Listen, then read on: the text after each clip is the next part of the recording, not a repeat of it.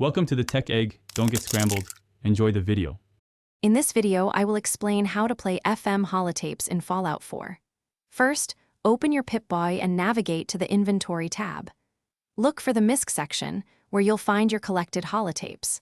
Select the desired FM holotape, and it will automatically load into your Pip-Boy's tape deck.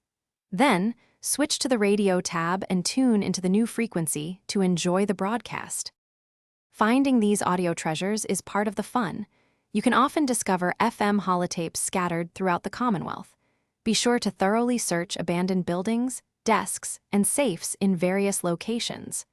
Occasionally, you might even find a vendor in a major settlement selling a unique tape.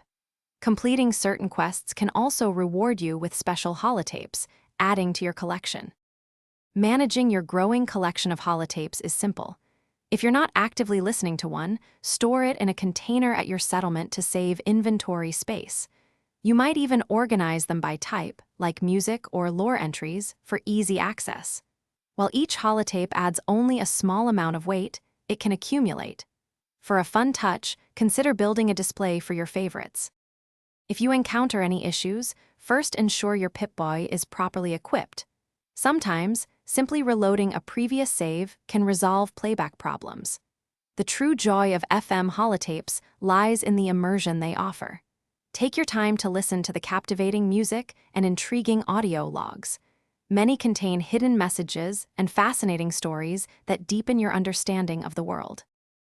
Thanks for watching. Consider subscribing if I helped unscramble your problems.